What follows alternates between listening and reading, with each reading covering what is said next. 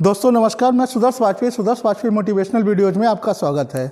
दोस्तों आज मैं आपसे चर्चा करूंगा ई श्रम कार्ड की। बहुत से सीएसपी केंद्र हैं, जनसेवा केंद्र हैं, वहाँ पर बहुत ज़्यादा लाइनें लग रही हैं इस समय इस कार्ड को बनवाने के लिए। लेकिन दोस्तों क्या आपको ये पता है कि ई श्रम कार्ड के आप जो बनवा रहे हैं उसके लिए आप पात्र हैं कि नहीं हैं? इस बात की भी जानकारी हमें होनी चाहिए कि कहीं ऐसा ना हो हमारा कार्ड बनने के बाद में रीवेरिफिकेशन में हमारे कार्ड को निरस्त कर दिया जाए। दोस्तों भारत सरकार ने 26 अगस्त 2021 को इस योजना का शुभारंभ किया।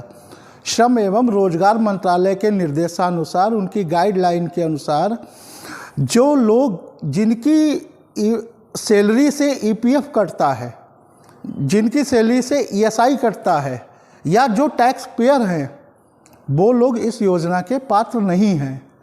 ऐसी महिलाएं जो घर पर रहकर कार्य करती हैं, मतलब वो हाउसवाइफ हैं, वो भी इस योजना की, इस कार्ड की पात्र नहीं हैं, क्योंकि ऐसे सारे लोगों के कार्ड निरस्त हो जाएंगे रीवेरिफिकेशन में। इसलिए जो लोग इसके पात्र नहीं हैं वो लोग कृपया इस कार्ड को न बनवाएं। सिर्फ असंगठित क्षेत्र से जुड़े हुए वो लोग जो दिहाड़ी मजदूर हैं, भूमिहीन लोग हैं, जो लोग दूसरे प्रदेशों से आके बड़े किसानों के पास खेतों में काम करते हैं, रिक्शा चलाते हैं, ई रिक्शा चलाते हैं, दैनिक भत्ता योगी, इस तरह के लोग ही सिर्फ ई श्रम कार्ड बनवाने के पात्र हैं। और मेरा स्टूडेंट से भी ये कहना होगा कि वो कृपया इस कार्ड को ना बनवाएं, क्योंकि आपका फ्यूचर कहीं और है। आप अच्छी पढ़ाई कर रहे हो, कुछ पैसों के लालच में आकर ई श्रम कार्ड न बनवाइएगा आप, क्योंकि आपके लिए एक अच्छी अपॉर्चुनिटी अभी अवेलेबल है। आप बीए कर रहे हैं, बीटेक कर रहे हैं या जो भी कोर्स कर रहे हैं, आपके लिए एक अभी रास्ते खुले हुए हैं। और ये क्योंकि आपके आधार कार्ड से लिंक होगा और ई श्रम कार्ड का यूएन नंबर होगा, वो लिंक होता है, इसलिए ये आगे चल के आपको प्रॉब्लम क्रिएट करेगा।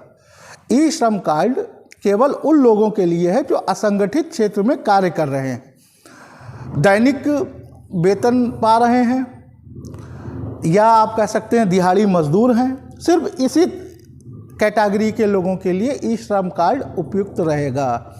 अभी भारत सरकार ई श्रम कार्ड के माध्यम से असंगठित क्षेत्र में जो लोग कार्य कर रहे हैं उनका एक डेटा तैयार कर रही है।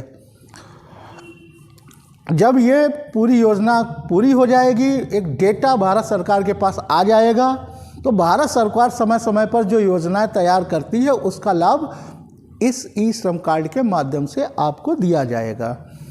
ई श्रम कार्ड बनवाने के लिए बहुत ज़्यादा कागज़ों की आवश्यकता नहीं है, केवल आपके पास एक आधार कार्ड होना चाहिए।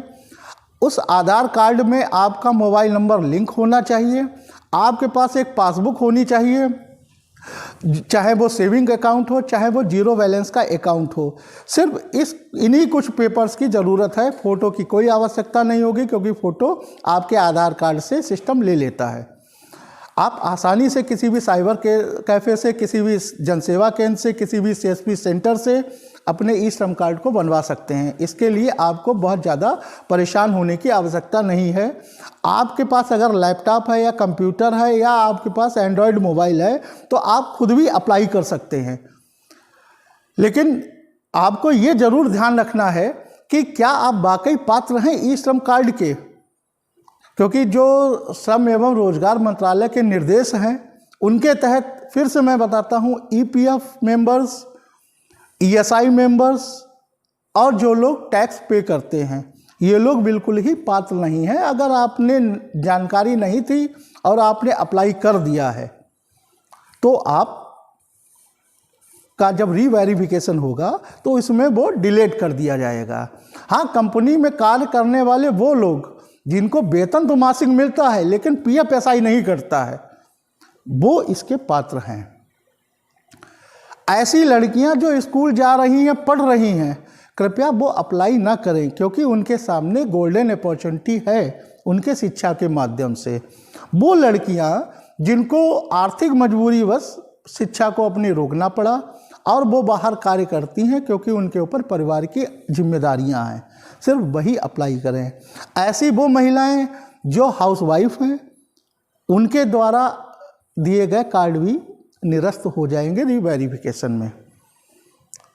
तो इस बात की जानकारी आप जरूर रखें, ई श्रम कार्ड बनवाइए। ये भविष्य में केंद्र सरकार के द्वारा जो योजनाएं चलाई जाएंगी उसके बहुत से इससे लाभ मिलेंगे, और अभी तो लाभ लिमिटेड ही बताए गए हैं। डेटा कलेक्ट होने दीजिए केंद्र सरकार के द्वारा।